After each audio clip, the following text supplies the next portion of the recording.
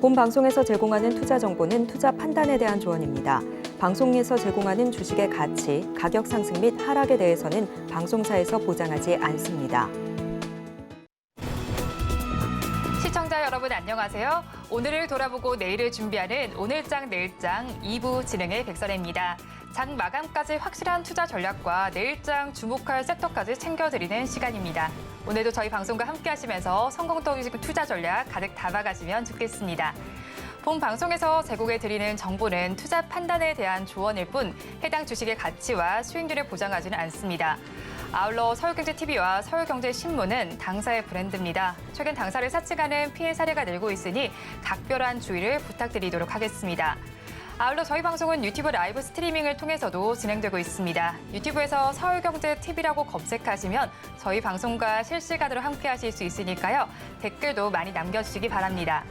그러면 오늘장 내일장 2부 본격적으로 첫 순서로 시작해 보도록 하겠습니다. 이 시각 급락하는 종목에 대해서 어떻게 대응하면 좋을지, 급락하는 종목에 대한 리스크를 최소화하기 위한 종목 심폐소생술, 종목 SOS 시간입니다.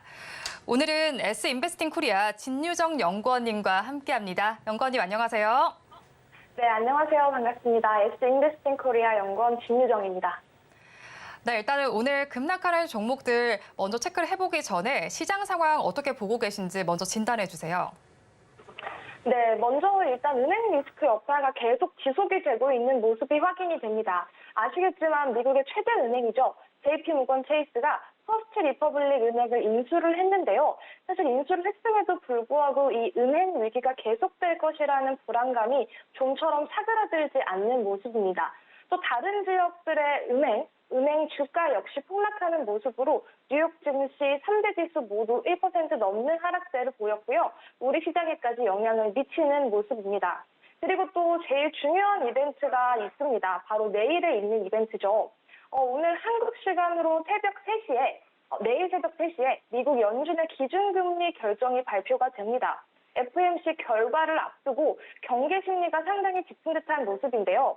이번에도 기준금리를 25bp죠. 0.25% 올릴 것이고, 그다음에 10번째 금리 인상을 단행할 것이라는 관측이 우세한 가운데 지금 최대 관심 자체가 추가 금리 인상 여부에 이 연준의 입장인데요.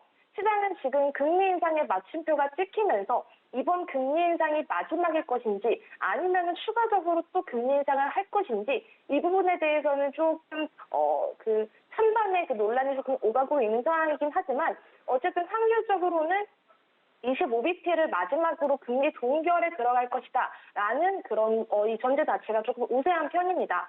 따라서 오늘 우리 시장 역시 이 FOMC 일정을 바탕으로 조금 대기하는 그런 모습들, 외국인 기관 모두 조금 관망하는 모습들이 많이 나오는 듯한 그런 시장이 조금 연출이 되고 있고요. 그런데도 불구하고 조금 강한 섹터가 있습니다. 페라이트 섹터인데요. 페라이트가 최근에 이 테슬라가 전기차의 히터류 사용을 중단을 하고 그 대체제로 페라이트를 사용할 것이다 라는 보도가 나오면서 우리 시장의 페라이트 관련주들이 지금 연일 계속해서 강세를 보이고 있습니다. 네, 이에 따라 이지라든지 C큐브, 한일화학, 유니온 머티리얼, 삼성전자 등 강세 보이는 모습입니다. 그리고 또 강세 보이는 섹터가 하나 있죠. 흑해 곡물협정 연장 불확실성을 이유로 사료, 비료 테마 연일 강세를 보이고 있습니다. 이 흑해 곡물협정을 연장하는 회담 자체가 오늘 재개될 전망인데요. 이거랑 조금 관련이 되어서 이 드미트리 크렘린궁 대변인은 논의는 계속하고 있지만 성과가 없다라고 밝혔습니다. 한편 이 협정 자체가 5월 18일 만료를 앞두고 있는 가운데 협정은 두 차례 연장이 됐지만 지난 3월 이후 재연장 협상에는 진전이 조금 없었습니다. 그렇다 보니까 러시아 입장에서는 국제은행 간 통신협회 재연결, 또 농업기계와 예비 부품 서비스 공급 재개 이런 다양한 부분을 요구하는 상태인데요. 이 협정이 연장이 될지 안 될지는 사실 조금 물음표가 생기는 부분이라서 지금 오늘 일장에서 사료, 비료, 곡물 관련주들이 강세를 보이고 미래생명자원, 한탑, 제주산업, 한일자료 같은 종목들이 강세를 보이는 모습입니다. 네, FOMC에서 금리 결정이 어떻게 이뤄질지 경계감이 이뤄진 시장인 가운데 여기에서도 페라이트와 또 흑해 곡물 협정과 관련된 종목들은 강세를 보이고 있는 시장이었습니다. 이렇게 또 정리를 해주셨는데요. 그렇다면 지금 시간을 기준으로 급락하는 종목들도 만나봐야겠죠. 2시 30분을 기준으로 급락하는 종목 화면으로 만나보시죠. 네, 첫 번째 종목부터 살펴보겠습니다. 코스다인인데요. 2시 30분을 기준으로 25%대 낙폭을 보여주고 있습니다. 리오프닝 수혜주로 꼽히고 있는 종목인데 지금 큰 낙폭을 보여주면서 상장 물량에 따른 부담도 존재를 하고 있습니다. 앞으로 주가 어떻게 될지 한번 보시면 좋겠고요. 이어서 지니틱스의 주가도 보도록 하겠습니다. 지니틱스 주가 양상을 한번 살펴보니까요. 역시나 17% 넘게 빠지고 있습니다. 지금 음봉을 크게 그리고 있는 상황이고요. 지니틱스 같은 경우에도 지금 살펴보시면 최근 거래일에 약간의 약세를 나타내고 있는 양상이 펼쳐졌습니다. 다음으로 한컴 라이프케어 이어서 살펴보도록 하겠습니다. 한컴 라이프케어 역시 오늘 뚝 떨어진 모습이 나타나고 있네요. 12%대 낙폭을 보여주고 있는 상황입니다. 이런 가운데 관련된 이슈를 살펴보면 거래처와 거래 중단이라는 리스크가 크게 부각이 되고 있는 상황이었습니다. 기업의 리스크에 따라서 이게 좀 악재로 작용을 하고 있는 것으로 보이고 있습니다. 다음으로 코센도 살펴보시죠. 코센은 최근 들어서 그래도 상승하는 기조를 보여주는가 싶더니 오늘장에서는 힘을 크게 받지 못하고 있습니다. 9%가 넘게 빠지면서 10%에 가까운 하락률을 보여주고 있는 종목입니다. 관련한 전략도 한번 찾아보시면 좋겠고요. KG 모빌리티까지 살펴보겠습니다. KG 모빌리티 8%대 급락 양상을 보여주고 있습니다. 오랜 적자에서 탈출을 했는데 거래 재개로 좀 돌아왔습니다. 이 종목에 대해서도 한번 알아보도록 하겠습니다. 그러면 첫 번째 구조해볼 종목부터 좀 살펴볼 텐데요. 첫 번째 종목은 한컴 라이프케어입니다. 이 종목 어떻게 보고 계실까요, 연구원님? 네, 먼저 한컴 라이프케어 보시면 오늘장에서 조금 많은 급락세를 보이고 있습니다. 아무래도 전에 나왔던 거래처와의 중단 공시 여부가 조금 여파를 미치는 모습인데요. 공시를 조금 설명을 해드리면요. 한컴 라이프케어는 이 한대서 컴퓨터 그룹에 속해 있는 기업인데요. 향후 6개월간 국가를 상대로 한 입찰에 참여를 할 수 없다라는 소식이 전해졌습니다. 이에 이 한컴 라이프케어는 거래처와의 거래 중단 공시를 통해서 국가 그리고 지자체, 공공기관을 상대로 입찰 참가 자격이 일정 기간 6개월 정도 제한된다라고 밝혔습니다. 방위사업청으로부터 행정처분을 받은 데 따른 것인데요. 일단 이 매출액 자체가요. 국가, 지자체, 공공기관에 대한 매출액이 722억 원으로 최근 매출액 1,000억에 대비를 했을 때 72%가 넘는 조금 큰 규모라고 보시면 되겠습니다. 따라서 이 매출액 규모 자체에 조금 타격이 있을 것으로 예상을 하고 있는데요. 배경을 조금 살펴보자면요. 한컴 라이프케어는 자주포, 수리와 관련해서 컨소시엄을 구성을 해서 사업자로 선정이 됐으나 컨소시엄에 포함된 한 회사에서 부품 조달이 조금 어려워졌다라면서 부정상 업체로 지정이 되었다라는 입장입니다. 그런데 여기서 이 한컴 라이프케어 회사 측에서는요, 오늘 3일자죠. 오늘자로 행정처분에 대한 집행정지 신청, 그리고 제재처분 취소 소송을 통해서 법적 대응을 하겠다라고 설명을 했습니다. 아무리 그래도 지금 이게 갭락을 하면서 12% 정도 하락을 하는 모습이고요. 회사가 뭐라고 말을 했냐면요. 이 행정처분에 대한 집행정지가 결정이 됐을 때는 제재처분의 취소 소송 판결시까지 당사의 입찰 자격에는 아무런 영향을 끼치지 않는다라고 설득을 조금 하는 모습은 있었지만 사실 급락은 조금 막을 수 없는 듯한 모습이 연출이 되면서 지금 한 12% 현재가로 빠지는 모습이 연출되고 있습니다. 네, 공공기관과 관련된 매출이 전체 72% 정도 꽤나 많이 차지할 만큼 이 점이 큰 악재로 작용이 된 것으로 보입니다. 6개월 동안 또 입찰 참여 자격이 제한되는데 이와 관련해서 대응도 하고 있다니까 앞으로도 계속 짚어보시면 좋겠는데요. 그렇다면 이렇게 주가가 뚝 떨어진 만큼 기보유자분들 굉장히 고민이 깊으실 것 같습니다. 관련해서 어떻게 대응 전략 짜가면 좋을까요? 네, 지금 이게 현재가로 따지면은 4,540원, 45원 부근에서 조금 움직이고 있는 모습입니다. 그리고 이게 공시가 나오면서 갭 하락 출발을 했기 때문에 이 갭이 상당히 조금 많이 벌어진 모습이죠. 그래서 기술적으로 보면요. 지금 이 4,200원 정도의 구간이 다중바닥이 형성되는 그런 가격대라서 저는 사실 지금 이 한컴라이프 케어를 들고 계신 보유자분들이라면 저는 도망가자를 안내드리고 싶습니다. 손절가 지금이라도 조금 손절을 하시면서 추가적인 하락에 조금 대비를 하셔라라고 말씀을 드리고 싶은데 사실은 지금 이 한컴라이프 케어의 재무적인 상태를 조금 따져보면요. 유보율이나 재무 비율을 따졌을 때는 조금 재무적으로 크게 문제가 있는 편은 아닌데 작년에 영업이익이 적자가 나온 부분들이 있습니다. 만약에 행정처분, 집행정지 결정이 안 된다라고 하면 매출 타격이 계속적으로 발생을 하면서 23년에도 매출 타격을 줄 수 있을 가능성이 높기 때문에 지금 구간에서 저는 도망가자, 4,540원 선에서 도망가자 의견을 드리고 기술적으로 만약에 이 종목을 조금 재접근하시고 싶다라시고 한다면 다중바닥을 형성하게 되는 4,200원 구간에서 재진입을 하시고 재접근했을 때 목표가는 4,700원을 잡아드릴 수 있겠고요. 재접근 손절가는 조금 타이트하게 4,050원 선을 잡아드릴 수 있을 것 같습니다. 제가 사실 이 종목은 이렇게 갑자기 악재가 나올 거라는 생각을 조금 못했던 종목 중에 하나인데 어쨌든 뭐 재무 구조로 따졌을 때 그렇게 뭐 문제가 있거나 리스크가 없는 기업은 아닙니다. 뭐 이 기업이 나쁘다라는 것도 아니고 재무 상태가 나쁜 것도 아니지만 일단 지금 나온 이 리스크 자체가 이 매출액 대비해서 72% 규모라는 건 조금 타격이 클 수밖에 없다. 그래서 결론적으로는 지금은 도망가는 게 맞다라는 판단이고 재접근은 방금 전에 제가 말씀드렸던 재접근 매수가 4,200원, 목표가 4,700원, 재접근 손절가 4,050원을 이 가격 전략을 따라가시면서 추가적으로 조금 더 대응 안내를 드리도록 하겠습니다. 네, 일단은 관련한 공시가 나온 만큼 급락하고 있는 상황인데요. 보유하신 분들 도망가자라는 전략을 제시해 주셨습니다. 그리고 가격 전략 살펴보면요. 재진입을 하시겠다라면 4,200원에 재진입을 해보시고 일단 손절을 현재가에 하라라고 제시해 주셨습니다. 재진입을 했을 때 목표 주가 4,700원 그리고 손절 라인은 4,050원으로 제시를 해주셨으니까요. 투자 전략에 참고하시면 좋겠습니다. 이어서 다음 종목 살펴보도록 하겠습니다. 리오프닝 수혜주로 거론이 되고 있는 종목이죠. 코스다인을 좀 살펴보려고 하는데요. 오늘 또 많이 빠지고 있는 상황입니다. 어떻게 하면 좋을까요? 네, 일단 코스나인은 지금 21%, 현재가 기준으로 21% 정도 하락하는 모습입니다. 일단 코스나인은요, 최근에 올랐던 이 배경 자체도 사실 애매모호한 부분들이 있었습니다.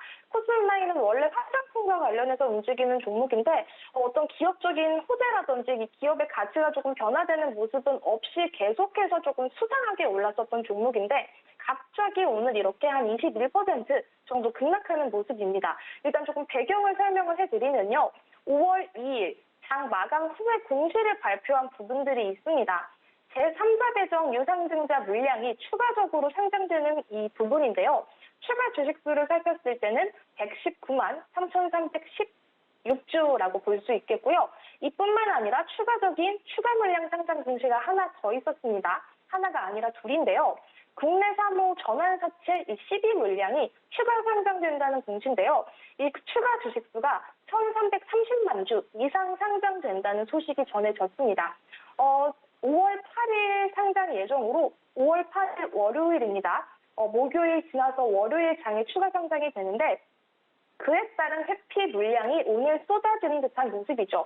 5월 8일에 상장되는 물량이 조금 많으니까 리스크 관리 차원에서 어느 정도 이 매물을 조금 던져내는 투자자들이 조금 이 매물을 던지는 모습이 많이 연출이 되면서 오늘 20% 넘는 하락세를 보이면서 낙폭을 조금 크게 만들고 있습니다. 조금 위험한 종목이라는 생각은 듭니다. 그러니까 이 종목 조금 대응을 잘 하셨으면 좋겠는데 어쨌든 제가 말씀드리고 싶은 거는 이유 없이 올랐다가 이유 없이 빠지면서 시비라고 하죠. 이 전환사채 물량을 계속 돌리고 전환사채를 계속해서 추가적으로 상장시키고 하는 기업들은 사실 컨디션이 그렇게 좋은 기업은 아닙니다. 상장된 종목들 중에 12 전환사채 계속해서 상장하지 않는 종목들, 건강한 종목들도 많은데 코스메인 같은 경우에는 최근에 이 흐름 자체가 너무나도 수상한 움직임들이 많이 보여졌었고 그리고 오늘도 이렇게 공시를 통해서 많은 많은 음봉을 나타내고 있으니까 이런 종목은 대응을 잘 하시라고 말씀을 드리고 싶습니다. 네, 코스닥이 조금 수상하다라고 말씀을 해주셨습니다. 이유 없이 오르고 또 이유 없이 내리고 있다라고 설명을 해주셨는데요. 지금 또 많이 빠지고 있는 만큼 가지고 계신 분들 걱정이 좀 가득하실 것 같습니다. 전략 어떻게 가져가면 좋을까요? 네, 저는 사실 도망가자 의견을 드리고 싶습니다. 이게 차트를 보시면 아시겠지만 3월, 4월부터 계속해서 거래량이 들어오면서 크게 동전이었던 종목들이 거의 지폐까지 올라가는 그런 힘을 발휘를 했는데요. 사실 컨디션이 그렇게 좋지는 않은 흐름이죠. 일단 이 코스마인 자체가 투자 경고라는 딱지를 달고 있기도 하고요. 과거에 이 코스마인의 이력을 조금 살펴드리면 불성실 공시법인에 지정되었던 이력도 있습니다. 그리고 계속해서 공시 번복을 해왔었던 기업이에요. 그런데 이 기업들이 정말 투명하게 해야 되는 건 저는 이 공시라고 생각이 드는데, 공시를 통해서 이 투자자들이 그 기업이 어떤지, 지금 재무 상태가 어떻고 어떻게 굴러가는지를 알 수 있는 건데, 불성실하게 공시를 한다는 건 이 기업의 조금 불투명함을 의심을 할 수도 있는 부분이거든요. 어쨌든 이 코스나인은 과거에서부터 계속해서 불성실 공시법인에 지정되었던 이력들도 있고 경고 딱지를 달고 있는 그런 종목이기도 하고, 그리고 또 이 과거 이력도 한 가지를 더 말씀을 드리면요. 1월에는 거래 정지까지 당했던 이력이 있고, 또 상장 적격성, 이 실질 심사, 또 이 라인에까지 들어갔었던 종목입니다. 그러니까 패턴 자체가 너무나도 좋지 않다라는 점 제가 다시 한번 말씀을 드리고 싶고, 이 코스마인이 그동안 올랐었던, 최근에 이 4월간 올랐었던 흐름 자체가 기업의 뭐 본질적인 가치라든지 이 코스마인의 어떤 성장 가능성, 이런 것들로 오르지 않았기 때문에 저는 코스마인 같은 경우에는 도망가자 의견을 드리고 싶습니다. 지금 현재가 1,080원 수준까지 조금 떨어지는 모습이었는데요. 지금 제가 방송 대본을 쓸 때까지만 해도 1,200원을 조금 상회하는 듯한 모습이었는데 벌써 이게 1,075원까지 떨어지는 모습이죠. 일단 이런 종목은 지금이라도 조금 잘라내시면서 저는 도망가자 의견을 조금 드리고 싶고요. 만약에 이 종목을 다시 한번 재접근하고 싶다라고 한다면, 만약에 1,100원까지 조금 올려주거나 1,100원 선에서 조금 지지를 받는다라고 할 때 1,100원에서 다시 한번 매수를 해주시는 것도 좋고요. 재접근했을 때 목표가는 조금 타이트하게 1,120원 정도 안내를 드리고 싶고, 재접근 손절가는 1,045원 안내 드리도록 하겠습니다. 네, 도망가자라는 전략을 제시해 주셨습니다. 아무래도 조금 불성실하다라는 점을 부각을 해주셨는데요. 관련해서 1,100원 선을 지지를 한다면 재진입을 해볼 만하지만 타이트하게 또 목표 주가는 1,150원 선으로 잡아주셨고요. 재진입했을 때 손절 라인 1,045원으로 잡아주셨으니까 투자에 참고를 해보시면 좋겠습니다. 이어서 마지막으로 살펴볼 종목입니다. KG 모빌리티를 좀 살펴보도록 하겠습니다. KG 모빌리티는 오랜 적자에서 탈출을 했고 쌍용차 인수와 관련된 이슈도 있는 종목인데요. 어떻게 보고 계실까요? 네, KG 모빌리티는 사실 말씀드릴 스토리가 상당히 많은 기업인데요. 일단 이 3일의 패턴에 대해서만 조금 간단하게 설명을 해드리면, 4월 28일이었죠. 4월의 마지막 거래일 날 상장 유지가 결정이 되면서 거래 재개 첫날 상승세를 보이면서 최고가로 16,940원까지 찍고 내려온 패턴들이 있었습니다. 1분기에 흑자 전환했다는 소식이 또 전해지기도 했는데요. 이 흑자 전환 소식을 조금 풀어드리면요. 6년 만에 흑자 전환이라는 이 희소식이 전해 들었습니다. 이 중형 스포츠 유틸리티 차량 토레스의 인기가 실적 반전을 조금 이끌었다라고 볼 수 있겠고, 이 업계에 따르면 KG 모빌리티가 올 1분기 연결 기준 매출 1조 850억 원, 영업이익 93억 원, 그다음에 당기순이익 165억 원의 실적을 기록했다라고 발표한 바가 있습니다. 근데 이 매출액 자체가요, 전년 동기 대비해서 51% 정도 많이 오른 수준이거든요.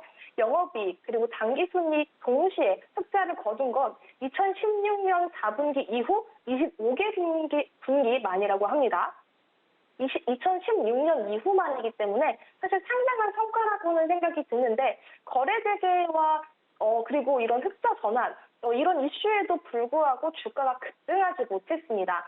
거래 재개 이후에 큰 힘을 받지 못하면서 전반적으로 약세 패턴을 보이고 있고요. 거래 재개 첫날만 조금 강했고, 어제 그리고 오늘은 계속해서 약한 모습이 보여지고 있죠. 오늘장 지금 현재가 기준으로 한 8% 정도 하락하는 모습이 연출이 되고 있는데요.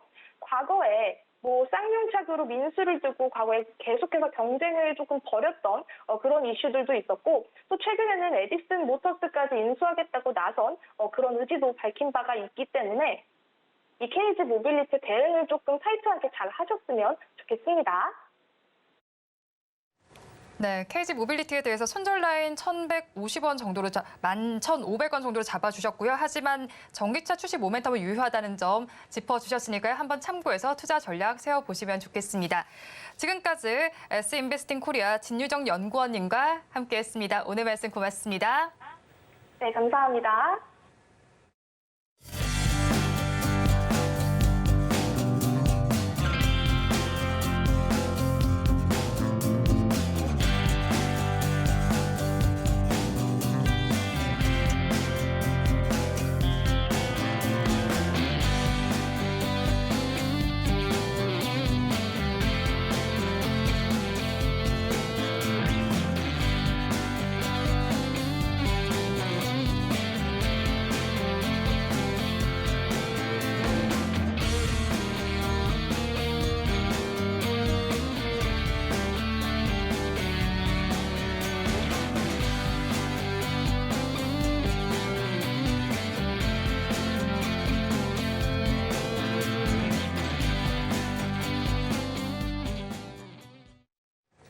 앞서 급락주에 대한 대응 전략을 살펴봤다면 마감을 얼마 남지 않은 이 시점에 오늘의 매매일지에 성공적인 마침표를 찍어드릴 찬스 종가 베팅 시간입니다.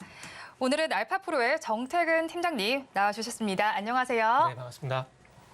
네, 팀장님 안녕하세요. 먼저 오늘 네. 이야기 좀 해보실 만한 부분이 마지막 찬스 종가 베팅에서 공략을 해주셨던 종목들 수익이 좀 났더라고요. 4월 19일에 공략해주셨던 노바텍 먼저 짚어주세요. 네. 일단은 뭐 노바텍 같은 경우에는 참 유니언 머티리얼처럼 많이 갔으면 좋겠는데 그러라고 선택을 했는데 아직 그렇게 가지는 못했어요. 그러나 아직까지 그 양안 전쟁 이슈라든지 그리고 페라이트 이슈라든지 이런 것들이 아직 살아있는 상황들이기 때문에 뭐 아직까지는 기대를 해봐도 되지 않을까라고 좀 봐집니다. 그래서 지금 차트 보시면 아시겠지만은 최근에 좀 눌렸다가 지금 3일 연속 거래량 늘어나게 되면서 조금 들썩이는데 아마 35,000원 돌파가 좀 쉽지가 않은 것 같아요. 그래서 이제 앞으로 대응 같은 경우는 이제 35,000원대 돌파가 되게 된다라면은 좋겠지만은 만약에 돌파가 되지 않게 된다라면은 일단 포트에 좀 제외하는 그런 전략을 좀 가져가야 될 것 같습니다. 그래서 결론은 뭐냐면 일단 35,000원 돌파 여부에 따라서 일단은 뭐 대응 가격은 달라진다라고 좀 생각을 하시면 좋을 것 같습니다. 네, 노바텍에서 AS 해주셨는데 네. 35,000원 돌파하냐 이거를 중점적으로 보라라고 말씀해 주셨잖아요. 그리고 또 4월 26일에 공략해 주셨던 종목도 좀 리뷰를 해볼게요. AFW 1%대 상승률 보여주는데 지금 웃고 계세요. 리뷰 좀 해주세요. 혹시 제가 한 6달 출연하면 어떻게 되나? 그 6달치 다 리뷰하나요, 혹시? 그건 아니죠.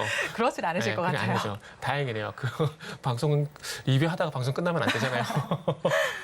AFW 같은 경우 지금 노바텍도 그렇고 지금 요 AFW도 그렇고 조금 이제 제 종목들이 시작이 좀 늦게 걸립니다. 지금 요 종목도 추천드리고 난 다음에 또 살짝 눌렸다가 이제 다시 돌아서려고 하고 있는데 제가 뭐 종목이 추천하고 이제 빨리 반등이 나오면 좋겠지만 좀 속도 이게 제 종목들이 좀 천천히 움직이는 것도 있기 때문에 그런 것 좀 감안을 좀 하셔가지고 보시면 좋을 것 같고 그래서 요 종목도 어쨌든 이제 21선 안 깨고 다시 5일선을 21선 지켜주고 이제 5일선 회복시키려고 좀 시도를 하고 있는 상황들인데 요것도 어쨌든 이제 배터리 같은 경우는 그 에코프로를 제외하고는 그래도 아직까지 어쨌든 끈질기게 이제 또 차전지라고 살아남으려고 하고 있거든요.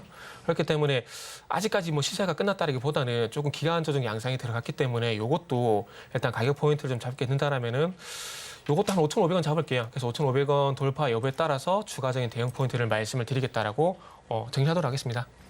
네. 조금 이렇게 늦게 불을 뿜을 수 있다라고 말씀을 해주셨는데요. AFW 같은 경우에는 5,500원 돌파 여부를 좀 주목을 해보시면 좋을 것 같습니다. 그러면 일단은 장 네. 막판까지 얼마 남지 않은 시간이에요. 오늘 사실 근데 시장이 어제와는 사뭇 다른 장세가 펼쳐졌습니다. 장 초반부터 내림세 이어가더니 코스피 시장 지금 1% 가까이 빠지고 있고 코스닥은 1%가 넘는 하락률을 네. 보여주고 있는 시간이에요.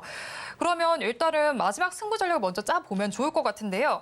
종가 베팅 종목을 또 공개를 해주셔야 하잖아요. 네. 키워드 힌트부터 먼저 좀 보도록 하겠습니다. 키워드 제 말씀드리면 되죠. 키워드 힌트. 네. 신성장 산업 대열에 네. 합류한다라는 키워드를 주셨어요. 네. 네. 힌트를 계속 제가 쉽게 좀 드리는 것 같아가지고 이렇게 드리면 조금 좀 궁금해하지 않을까라는 생각에 좀 이렇게 좀 정해봤는데 어쨌든 결론은 이겁니다. 그러니까 테마에서 이제 산업으로 넘어가느냐 요거거든요. 그래서 근데 최근에 어쨌든 이 섹터가 테마에서 이제 산업으로 좀 넘어가는 그런 흐름들이 있기 때문에 오늘 이제 힌트를 신성장 산업 대열 합류 이렇게 좀 정해봤습니다. 신성장 산업 대열에 합류했다. 그러면 네. 이제 이제 테마에서 산업으로 넘어갔다는 건 조금 더 크게 굵직하게 됐다라는 뜻인 것 같은데 여러 가지가 좀 떠오르거든요. 사실 저는 페라이트도 지금 약간 좀 섹터 테마처럼 보이지만 조금 굵직하게 될 수 있을 것 같기도 하고 또 뭐 2차 전지는 이미 너무 네. 굵직하게 갔고요. 로봇도 살짝 떠오르긴 하는데 제가 지금 말씀드린 것들 중에 섹터 있을까요? 말씀하셔놓고 모르는 척 하시는 것 같은 느낌이 저 이렇게 모른 척 해드려야 하거든요. 일단은 뭐 로봇이고요. 그리고 뭐 페라이트 같은 경우는 이미 2차 전지 섹터 내에 있다는 봐야 되기 때문에 그쪽은 이미 산업이라고 봐야 될 것 같아요. 근데 2차 전지도 과거에 2015년인가요? 이게 저도 너무 오래돼가지고 좀 정확하게 기억이 안 나는데 2014년인가 아마 2015년도 했을 때는 전기차도 그때는 테마였습니다. 근데 지금은 이제 전기차를 그리고 2차 전지를 테마라고 안 하잖아요. 그것처럼 로봇도 아마 앞으로 그렇게 되지 않을까라고 생각이 들어요. 결국 이제 그러니까 테마라는 것들이 어찌 보면 조금 뜬구름 잡는 것들이 있거든요. 뭐 이게 될 것이다. 뭐 그게 대표적인 게 어찌 보면은 정신 테마 같은 게 있잖아요. 대선 테마. 이런 것들이 그 뜬구름 잡는 부분들인데 로봇 같은 경우에는 이제 어쨌든 그 산업적으로 봤을 때 갈 수밖에 없는 트렌드라고 좀 보게 된다라면은 요거는 이제 매출도 발생이 되고 그리고 이제 뭐 반도체라든지 OLED처럼 산업으로 갈 가능성이 일단 높다라 좀 보시면 될 것 같습니다. 그래서 일단 오늘 말씀드리려고 하는 요지가 뭐냐면 일단 어쨌든 이 로봇 기업들의 실적이 이제 나온다라는 겁니다. 그러니까 예를 들게 되면은 그 작년 그러니까 2021년 12월 달에 그때 당시 삼성전자가 이 로봇 사업팀을 TF해서 이제 정식으로 사업팀 승격을 하게 되면서 그때 당시 로봇스타, 로보티즈라는 이런 종목들이 테마군을 형성하게 되면서 주가 상당히 강했었거든요. 그러다가 한 1년 쉬었다가 올해 들어와가지고 챗GPT, AI 이 바람 불게 되면서 로봇 관련주가 다시 또 움직였습니다. 그런데 다시 움직였다 좀 쉬고 있는 상황들인데 이게 그냥 이제 식어버리기보다는 앞으로 또 부각이 될 가능성이 상당히 높은 것들은 이제 매출이 발생되기 때문에 이제 로봇 관련주도 카더라가 아니라 이제 매출과 연결되는 실적주 쪽으로 관심을 가져야 되고 그쪽으로 이제 앞으로도 이제 시세가 날 가능성이 상당히 높다라는 거죠.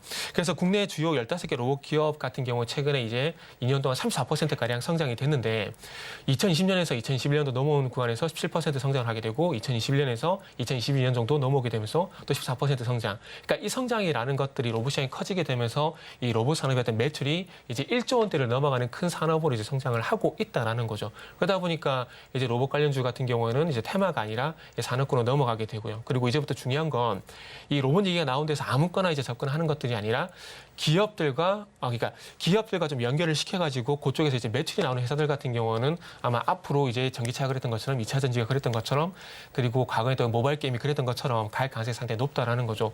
이 모바일 게임 같은 경우도 이렇게 길게 보게 되면은 이게 온라인에서 모바일로 넘어가게 되면서 2012년도 같은 경우에 이제 애니팡 혹시 아세요? 애니팡 제가 게임은 안 좋아하지만 애니팡은 좋아해요. 아 그래요? 네. 아세요? 할 줄 알긴 아는데 제가 사실 잘 못해요. 아 그래요? 잘하세요?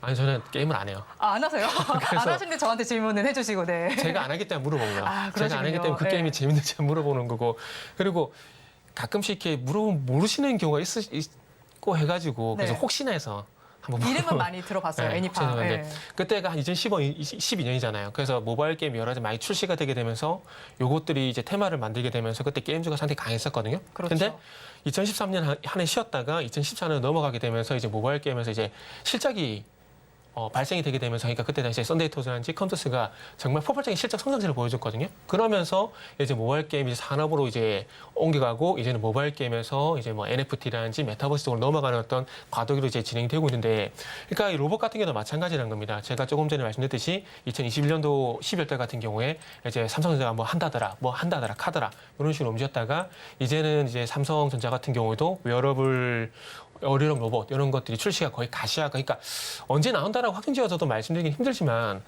이 나오는 시기가 이제 점점 빨라지고 있다는 거죠. 하드웨어적인 부분들도 이제 완성도를 높여가는 상황들이고 이제 소프트웨어적인 부분들 같은 경우도 R&D를 통해서 이제 협력을 하고 진행을 하고 있는 상황들이기 때문에 예전에 인텔이 사파이어 레피즈가 나온다 이렇게 양치기소년이었던 것처럼 삼성 웨어러블 로봇 같은 경우도 그렇게 될 가능성이 상당히 높다라고 보시면 될 것 같습니다. 근데 어쨌든 뭐 하드웨어적인 부분이 완성도가 많이 높아졌기 때문에 앞으로 가시화가 될 것이고 그러면은 삼성전자에서 웨어러블 로봇이 나오게 되면은 이제 삼성전자 연관된 로봇 관련주를 봐야 되는 것들이고 그러면 최근에 삼성전자가 지분 투자한 레인보우 로보틱스를 봐야 되는 부분들이고 그리고 현대차 같은 경우도 이제 앞으로 웨어러블 로봇이 나올 거거든요. 일단 하반기에 엑스브리라는 그 웨어러블 로봇이 이제 나올 예정인데 이게 나오게 되면은 또 이제 그와 관련 종목들을 봐야 되는 그런 이제 전략을 좀 촘촘히 쌓아가는 그런 시기가 좀 오고 있다라는 것들이죠. 그리고 이제 앞으로 두산 로보틱스 같은 경우도 상장 준비를 하게 되는데 이 회사 같은 경우는 이제 협동 로봇 이제 1위 업체거든요. 그래서 이 회사 같은 게 상장을 하게 되면 아마 또 이 IPO 그 기대감에서 아마 상장 소위 말하는 따상상 뭐 이런 것도 나오지 않을까라는 말씀을 좀 드릴 수 있을 것 같습니다. 그래서 산업용 로봇은 일본한테 뒤졌어요. 일본의 기술력이 좀 뒤졌었는데 협동 로봇으로 넘어오게 되면서 이 협동 로봇 기술력은 상당히 이제 일본만큼의 어떤 어깨를 겨눌 만큼 많이 올라간 상황들이기 때문에 협동 로봇 같은 경우는 아마 앞으로 한국 기업들을 많이 좀 주목을 해야 되지 않을까라고 봐집니다. 그리고 이런 협동 로봇들이 나오는 협동 로봇들이 이제 보편화가 되는 부분들은 이제 인건비겠죠. 노동력도 부족해지고 그리고 인건비가 올라가는 부분들이 있는데 노동력이 좀 부족해지면 사람을 써야 되는데 이제 인건비가 올라가다 보니까 협동 로봇 같은 로봇들을 같이 쓸 수밖에 없는 상황들이죠. 그러다 보니까 제조뿐만 아니라 뭐 식음료 같은 기업들 그 산업 전반적으로 이제 앞으로 로봇이 보편화가 될 가능성이 높다라고 보시면 될 것 같습니다. 그리고 이렇게 로봇을 쓰는 이유는 또 이제 인건비 대비 로봇을 쓰는 게 좀 더 비용적으로 효율적이라고 판단하기 때문에 하겠죠. 그렇게 본다라면은 이제 이 협동 로봇 같은 경우는 수천만 원에서 이제 수백만 원 정도 가격이 이제 다운이 되게 되면서 기업들이 로봇을 이제 활용하기에 비용적 부담이 많이 떨어졌다는 부분들도 앞으로 로봇 산업이 클 수밖에 없는 그런 사회적인 산업적인 여건들이 만들어진다라고 보시면 될 것 같아요. 네, 그렇죠. 테마에서 이제는 산업으로 갈 것 같은 로봇입니다. 대기업도 많이 대열에 합류를 한 만큼 주목을 해보시면 좋겠는데요. 로봇 관련주들 오늘 좀 엇갈리는 양상이 펼쳐지고 있는데 그렇다면 이 로봇 관련주들 중에서도 특별히 가져온 종목이 있으실 것 같은데 왜 가져오셨을까요? 제가 로봇이니까요. 그렇죠. 네, 그 종목을 가져오신 이유는 뭘까요? 그거 결국 이제 차트인 거죠. 그러니까 차트, 로봇을 네. 아무리 좋게 얘기를 하더라도 주가가 안 가면 아무 의미가 없잖아요. 우리가 뭐 그래서 지압할 건 아니잖아요. 그렇죠. 그 종목을 이슈가 사서 있다고 해도 주가가 잘 가야 이제 그러니까요. 가는 거니까요. 우리는 투자자이기 때문에 이제 종목이 이제 갈 만한 종목 선택해가지고 수익을 내는 게 목적이기 때문에 차트적인 부분이 많이 좀 반영이 됐다고 보시면 될 것 같아요. 네. 그래서 현대무벡스라는 종목을 좀 준비를 했는데 현대무벡스, 네. 이 종목은 좀 정체가 이름이 좀 다양하다, 별명이 다양하다 해야 되나요? 별명이요, 네. 그러니까 왜 그런 말씀드리냐면은 물류 관련돼서도 이 회사가 좀 관련성이 있고요. 로봇 2차 전지랑도 좀 관련 있지 않나요? 네. 제가 말씀드리려고 그랬는데 제가 또 멘트를 뺏었네요. 네. 잠깐 화가 나네요. 농담입니다. 2차 전지, 로봇, 물류 이쪽으로 이제 연관성 있는 종목이라고 보시면 될 것 같은데 일단 어쨌든 오늘 주제가 로봇이기 때문에 로봇 쪽부터 먼저 말씀 좀 드리면 이제 국토부에서 이제 2026년도가 되면 이제 배송 로봇 요것이 이제 그 시작을 하게 되고 상용화를 좀 준비를 하고 있는데 이 국토부에 있는 그 원희룡 장관님께서 이제 물류산업 같은 경우 미래 핵심 정상 동력으로 이제 육성하겠다라고 발표를 했습니다. 그러면서 아시겠지만 최근에 뭐 지능형 로봇 개발 보급 촉진법 개정안이 국회 통과가 되게 되면서 앞으로 시행까지는 한 6개월 정도 남았다라고 보시면 될 것 같아요. 배송 로봇 같은 경우에 지금 실증 사업이라 그래가지고 지금 서울에는 마곡이란지 그리고 경기도 쪽 같은 경우는 동탄에서 이 배송 로봇이 그 배달 어플 있지 않습니까? 배달 어플이랑 이 협력을 해가지고 실증 사업을 진행을 하고 있는데 아마 앞으로는 도로에 이 로봇이 상당히 좀 많이 보일 것 같아요. 그런데 한 가지 여담이지만 걱정이 좀 되는 게 강남이란지 이쪽이 대학 앞에는 사람들 너무 많잖아요. 그런 장애물들을 다 이겨내고 과연 빠르게 이제 그러니까 그 배달 오토바이가 배달하는 것처럼 이 배송 로봇이 신속하고 빠르게 배달을 할지 저게 좀 관건이 좀 봐지거든요. 그래서 어쨌든 이제 로봇 배송이 앞으로 많이 보일 건데 이 사람이 많아서 복잡한 구간에서는 또 어떻게 그 부분을 좀 헤쳐나갈지도 좀 관건이라는 말씀 좀 드리고 싶고요. 그리고 이제 LG전자가 신사업으로 로봇 전기차 충전기를 주목을 하고 있습니다. 그래서 1분기 실적 발표 컨퍼런스 콜에서 이 로봇 사업을 이제 주된 어떤 캐시카우로 신사업으로서 낙점을 했는데 서빙 로봇, 물류 로봇을 이제 앞으로 추진하겠다라고 합니다. 그래서 이런 것들 때문에 이제 로봇 관련해서 현대모비스를 좀 주목을 해야 되는데 이 회사 같은 경우는 이제 그 물류센터 구현 자동화 기기라든지 로봇 같은 그 물리적 인프라를 직접 생산을 하고 있습니다. 그러다 보니까 죄송합니다. 하고 있다 보니까 로봇 관련 조정에 좀 묶여 있는 상황이고요. 그리고 아까 전에 앵커님이 말씀하셨던 2차 전지 같은 경우에는 전극이라든지 조립공정 물류 자동화 장비를 수주를 받았어요. 근데 이게 납품처가 어딘지는 영업상 비밀이라고 얘기를 했는데 이게 아마 SK온 서산공장이지 않을까라고 좀 추측을 하고 있습니다. 왜냐하면 최근에 어쨌든 증설 이게 나오고 있는 쪽들이 물론 해외 쪽도 있긴 하지만은 가장 가까운 과거를 보게 된다라면은 지금 SK온 서산공장 쪽에서 그 얘기가 나오고 있거든요. 그리고 아직 그 공시는 안 났지만은 모 기업이 또 SK온 서산공장 쪽으로 이 장비를 또 납품한다는 얘기가 있었기 때문에 어렵게 본다라면 뭐 SK온 쪽이 가능성이 상당히 높다라고 보시면 될 것 같습니다. 그래서 오늘 주제는 로봇이지만 이 현대모비스가 오늘 주가가 다른 로봇 관련주가 좀 조용하다는 점을 보게 된다라면은 결국에는 마지막에 말씀드린 2차 전지 때문에 다른 게 좀 있는 것 같아요. 오늘 시장이 좀 많이 흔들림에도 불구하고 장 초반에 아까 말씀하셨던 페라이트 관련되고 2차 전지가 좀 강세였잖아요. 그래서 아마 그런 부분들이 좀 반영이 된 것이 아닌가 봐야 될 것 같아요. 그리고 이제 중요한 건 이제 그렇다면 오늘 이후에 이 로봇 관련된 모멘텀이 반영이 되게 되면서 5,000원을 좀 돌파를 하는지 여부가 또 중요하지 않을까라는 말씀을 드릴 수가 있을 것 같습니다. 그리고 이제 마지막으로 가격 전략만 말씀을 드리면 일단 목표가 같은 경우는 5,500원이고요. 그리고 손절가는 한 4,600원 정도 설정해서 한번 지켜보도록 하겠습니다. 네, 현대모비스 이렇게 종가의 가격 전략 어떻게 세워야 될지도 같이 한번 제시를 해주셨는데요. 이렇게 목표 주가는 5,500원이고 손절 라인은 4,600원 정도로 잡아주셨습니다. 오늘 움직이는 이유에 대해서는 로봇 관련된 부분보다는 2차 전지와 관련된 부분이다라고 말씀해 주셨는데 최근 차트를 보니까 그래도 상승 기조를 좀 보이고 있네요. 오늘은 6%대 강세를 보여주고 있으면서 4,795원 정도의 거래가 되고 있는 상황입니다. 양봉을 보이고 있고 거래량도 꽤 많이 실려 있는 상황이네요. 이런 상황 속에서 우리 시장은 어떻게 마감을 준비하고 있는지 좀 체크를 해보도록 하겠습니다.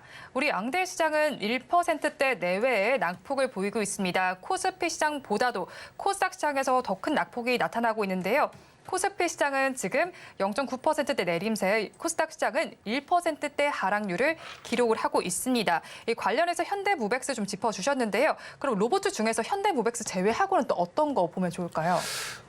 일단은 이제 T-로보틱스 한번 보시면 좋을 것 같고요. 그리고 루닛이라는 종목을 좀 보시면 좋을 것 같은데 일단은 이 현대모비스에서 이제 선정 이유가 차트라고 좀 말씀드렸듯이 뭐 T-로보틱스라든지 그리고 루닛 같은 경우 최근에 차트적인 흐름이 좀 괜찮은 상황이고요. 그리고 화면에 아직 죄송합니다. 그 솔트룩스 이런 것들은 이런 종목들은 또 이제 AI에 관련돼 가지고 한번 같이 보시면 좋지 않을까라는 말씀을 좀 드리도록 할게요. 네, 이렇게 다른 로봇주들 중에서도 T-로보틱스, 루닛, 솔트룩스까지 짚어주셨으니까요. 함께 투자 전략 세워보시면 좋을 것 같습니다. 지금 시장 상황 좀 보도록 하겠습니다. 예상 체결 지수 지금 더 빠지고 있는 양상이 펼쳐지고 있네요. 코스피와 코스닥 양대 시장에서 1%대 낙폭이 나와주고 있는 상황입니다. 코스피 시장은 1% 내림세 보여주면서 2,499선을 가리키고 있는 상황이고요. 코스닥 시장 1.47% 내림세가 나타나고 있습니다. 842선에서 마감을 준비하고 있는 상황인데요. 수급 상황도 이어서 살펴보시면 지금 양대 시장에서는 외국인 투자자들과 기관 투자자들이 동반 매도에 나서고 있는 상황입니다. 거기에 반면에 개인 투자자들만이 담아내고 있는 시장인데 지금 시장 속에서는 개별적인 종목 장세가 좀 많이 펼쳐지고 있는 것 같고요. 앞서서 언급을 드렸던 페라이트 관련주나 또 이제 오늘은 흑해 곡물 협정과 관련된 종목들도 상승세가 좀 연출이 되고 있었는데 오늘 시장을 좀 어떻게 보고 계셨을까요? 그러니까요. 이게 참 왔다 갔다 오락가락 한다라는 말씀 좀 드리고 싶은데 그러니까 어제까지만 하나도 분위기 너무 좋았잖아요. 네, 뭐 계속 바인 매해도 되나 싶을 정도로 좋았죠. 갈 것처럼 이렇게 분위기 만들어놓고 오늘 그냥 참으로 확 끼얹어 버렸다고 좀 말씀드려야 할 것 같은데 그 뭐 조금 비유가 적절할지 모르겠지만 여자친구 기분 같은 시장이라는 말씀 좀 드리고 싶네요. 정말 죄송합니다.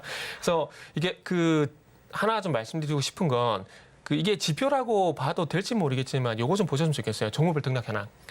이게 뭐냐면은 당일날 상승 종목수하고 하락 종목수를 볼 수 있는 건데 오늘 같은 경우에 하락 종목수가 811 종목 그리고 코스닥 기준입니다. 코스닥 기준을 봤을 때 상승 종목수가 643 종목이거든요.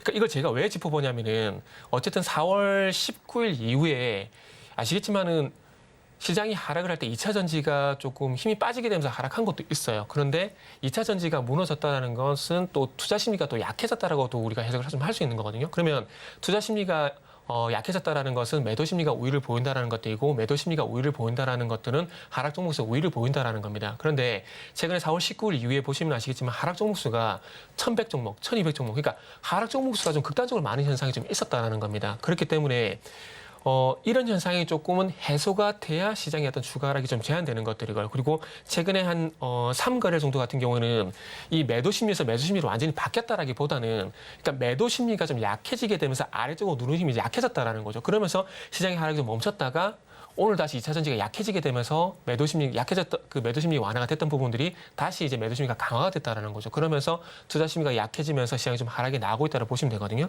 그래서 그런 관점에서 보게 된다라면은 지금 시장에서 여러 가지 뭐 요인들을 좀 봐야 되겠지만 그 중에서 중점적으로 본다라면은 저는 개인적으로 종목별 등락 현황을 좀 보시라라는 말씀을 좀 드리고 싶네요. 네, 그렇죠. 지금 종목별 등락 현황 보라라고 말씀하셔서 지금 살펴보니까 코스피와 코스닥 양대 시장에서 확실히 하락하는 종목이 더 많습니다. 코스피 시장에서는 525종목이 하락을 하고 있고요. 코스닥 시장에서는 816종목이 하락을 하고 있는 상황입니다. 4월 19일 이후부터 이렇게 내림세가 계속 나타나고 있는 데는 2차 전지 관련주에 좀 매도세가 나타나고 있다는 점을 짚어주셨다는 점 참고를 해보시고요. 요즘은 아무래도 실적 장세가 펼쳐지고 있는 것으로 좀 풀이가 되고 있는데 그 네. 점에 대해서는 어떻게 보고 계세요? 그렇죠. 참 현대차 같은 경우 실적이 정말 잘 나왔거든요. 그러니까요. 정말 잘 나왔는데 정말 현대차 그 투자자분들 그러니까 현대차 그룹이나 자동차 부품주 갖고 계신 분들 같은 경우는 뭐 다른 섹터도 마찬가지지만 그 특히나 현대차 그룹은 실적이 정말 잘 나왔기 때문에 정말 시장만 아니었으면은 이라는 그런 생각을 좀 많이 하실 것 같아요. 시장이 좀 아쉽다라는 생각 네, 그렇죠. 그렇죠. 할 수 있죠. 그러니까 얼마만큼 실적이 잘 나왔냐면은 이게 작년에 글로벌 자동차 판매량 1등이 도요타거든요. 네. 근데 도요타가 이제 원화 기준으로 보게 된다라면은 이제 한 5조 정도가 됩니다. 5조 정도가 되는데 현대차 그룹이 아시겠지만 현대차하고 기아가 합산 영업이익이 1분기 때 6조 4천억이에요. 그러니까 작년에 1등했던 기업을 1조 4천억 정도로 이제 제쳐버렸다는 거죠. 그러니까 그만큼 실적을 잘 내고 있다는 겁니다. 그래서 만약에 시장이 좋았다라면 아마 현대차의 주가가 지금은 한 22만 원 근처에 가 있어야 되지 않았을까라는 그런 생각이 들어요. 그런데 또 현대차가 대형주잖아요. 그렇죠. 그러다 보니까 시장이 조금 흔들리게 된다라면, 시장이 좀 약세를 보이게 된다라면은 이 특히나 시가총액 상위 종목 대형주 같은 경우는 영향을 좀 받을 수밖에 없기 때문에 좀 아쉽다라 봐야 될 것 같아요. 그렇죠. 현대차 같은 경우에는 완성차 업체들 조금 지금 주가 더 잘 가야 하는데 시장이 조금 아쉽다라고 말씀해 주셨습니다. 저희는 장 마감 이후에 다시 돌아오도록 하겠습니다.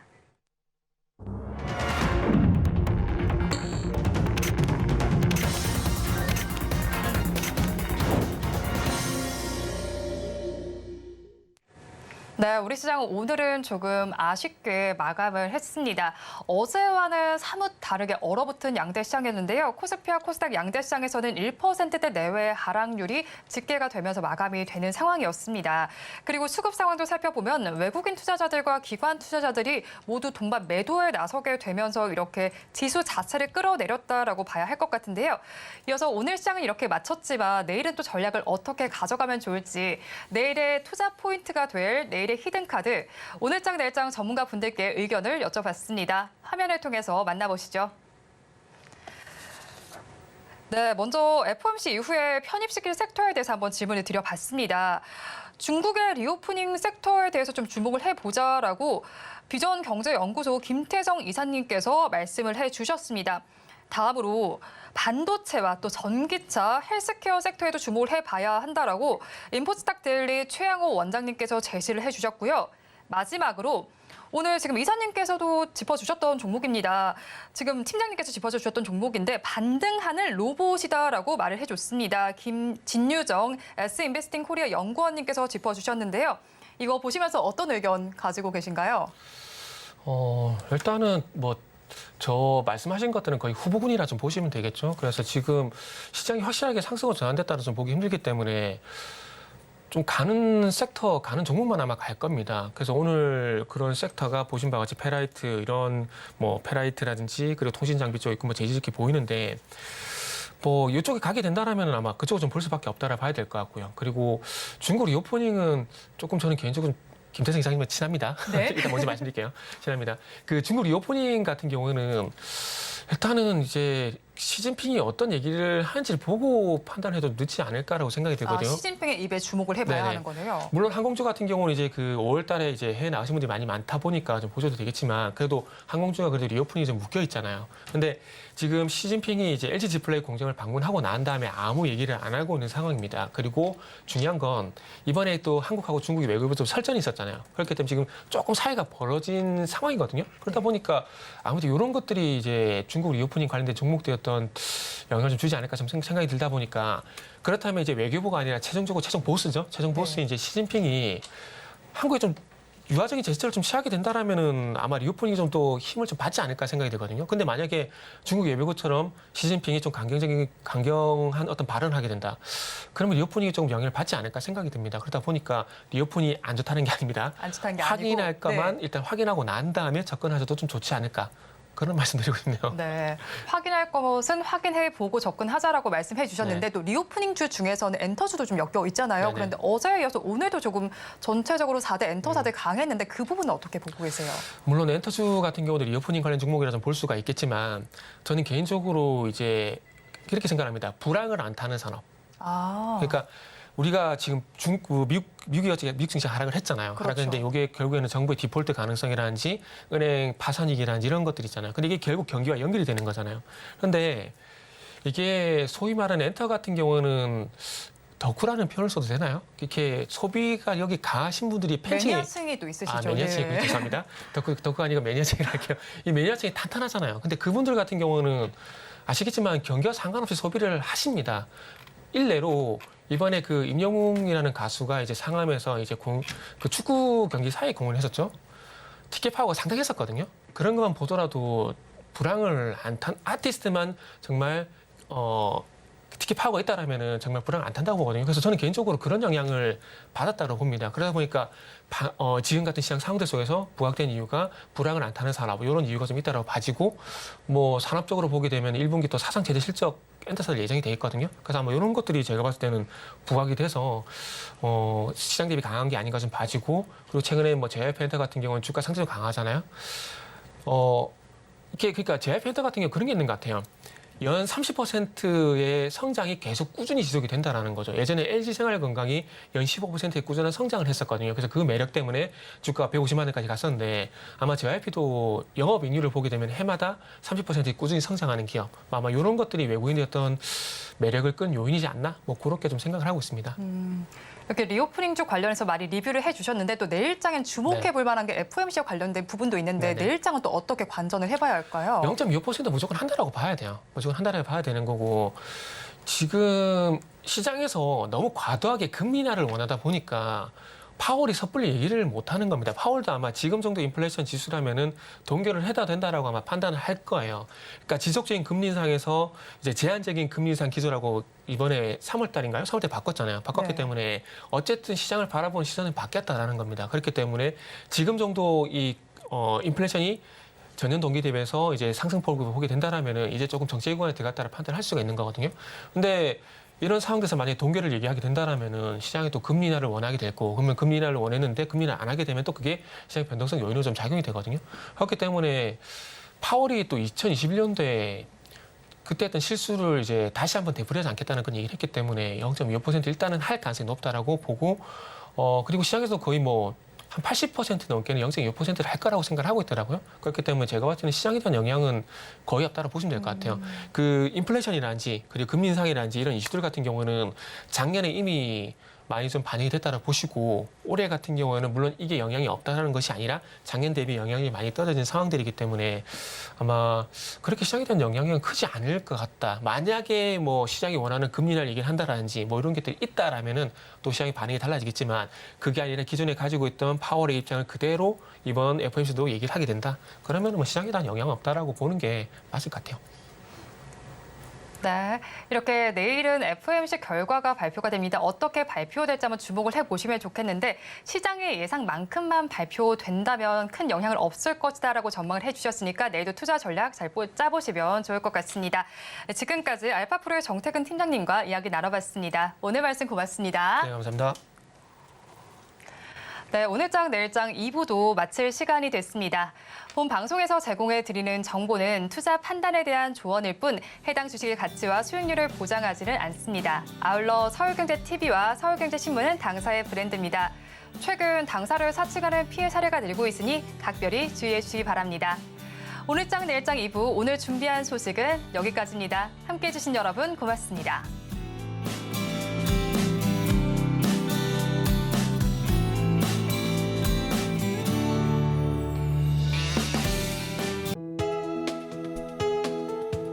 본 방송에서 제공하는 투자 정보는 투자 판단에 대한 조언입니다.